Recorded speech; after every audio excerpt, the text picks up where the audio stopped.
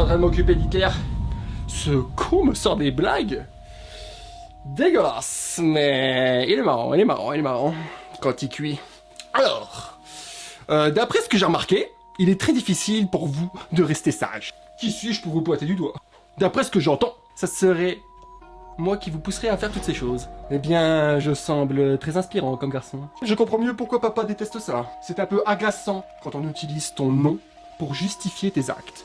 Alors quand ils sont bons, c'est Dieu, ou c'est Bibi, hein. Mais quand c'est quelque chose que monsieur ou madame ne veut pas assumer, il est plus facile de dire que l'idée ne vient pas de vous, ou que c'est à cause de l'alcool, ou que c'est à cause de moi. Vous agissez en refoulant vos responsabilités, votre sensibilité, votre conscience, et tout ce qui faisait de vous des êtres exceptionnels. Du coup, papa, en vous observant, s'est dit qu'il vous avait fait un petit peu con. Merde, il s'est dit qu'il vous fallait un guide. Normalement, ça devait être moi. Mais vu que j'étais puni, il s'est dit qu'il faudrait quelqu'un d'autre. Un mi-homme, mi-dieu. Non, pas Hercule. Ça aurait été Hercule. Je peux vous dire qu'il aurait pété pas mal de tronches. Je suis assez surpris par la technique que papa a utilisée. Il a... comment dire? Il m'a fait un demi-frère. Et un pécho. Un homme...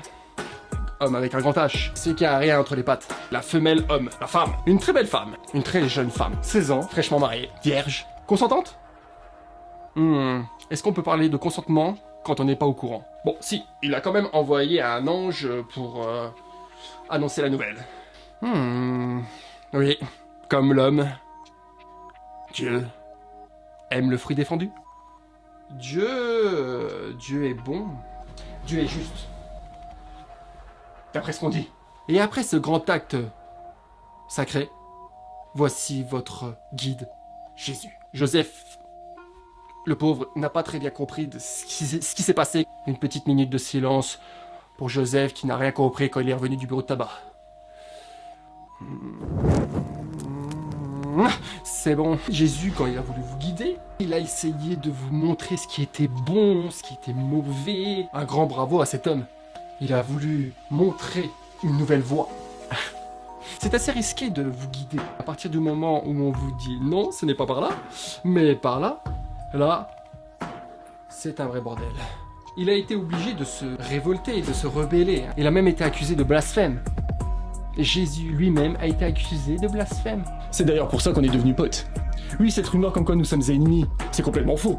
Il a juste essayé de faire en sorte que j'ai moins de travail, en vous évitant de venir chez moi. Mais a priori, vous y tenez. Résultat, vous lui avez offert une couronne d'épines plantée tout autour de sa tête. Puis vous l'avez forcé à porter une énorme et lourde croix pour ensuite le clouer, carrément, le clouer dessus et le regarder mourir. Tu m'étonnes qu'il ne veut plus revenir. Dieu était vraiment fier de sa plus grande création à ce moment-là. C'est même à ce moment-là que j'ai utilisé pour la première fois le mot fascinant.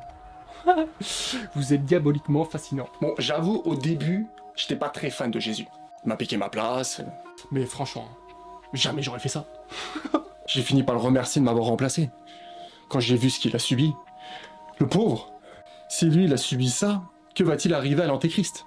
À croire que vous l'avez confondu. Ils vont encore dire que c'est moi qui suis passé déguisé en serpent et qui les ai poussés à faire ça. Votre imagination est vraiment fascinante. C'est qu'après l'avoir crucifié, vous avez construit des maisons un petit peu partout, disant que c'était des maisons de Dieu, des églises. On parle bien du Père, du Fils que vous avez crucifié. On a massacré ton fils, mais on t'a fait une maison. Donc sans rancune. On se voit au paradis. Après, je vous vois tous là, en train de porter une croix. Vous choisissez donc l'élément du pire moment de sa vie pour le symboliser. Il comprend pas. C'est pas du tout l'image qu'il voulait laisser, hein. Il déteste se voir dans cet état, sur cette croix, franchement. Et là, vous avez écrit un livre en reprenant ses meilleures punchlines et un petit calendrier en partant de sa date de naissance. Et vous avez commencé à l'admirer et à le respecter. Que vous avez appelé la Sainte Bible, qui le représente.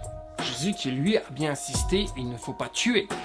Et à partir de là, vous avez utilisé ce livre pour chasser des personnes et les mettre sur le bûcher, car elles ne suivaient pas la Bible. Il faudrait trouver un autre mot que fascinant. Je crois que la tentative de Jésus de vous mettre sur les bons rails a légèrement déraillé. Et Dieu, Se sentant toujours aussi seul dans son paradis, il a décidé d'envoyer quelqu'un d'autre. Non, ce n'est pas l'apocalypse. Pas encore. Continuez vos activités. Ne vous dérangez surtout pas pour moi. J'adore vous observer. N'oubliez pas qu'à mes yeux, vous n'êtes que des animaux. Donc pour moi, c'est comme une petite sortie au zoo. des animaux très dangereux, certes. C'est d'ailleurs lui qui m'a prévenu. Il m'a dit fais gaffe, ils sont complètement tarés et terriblement cruels. Quand papa m'a ordonné de remonter, j'ai quand même reçu un SMS de Jésus me disant bonne chance et bon courage. Pour dire, Je pense qu'on en a assez dit pour le moment. Vous n'avez pas du tout besoin de vous abonner. C'est moi qui suis abonné à vous.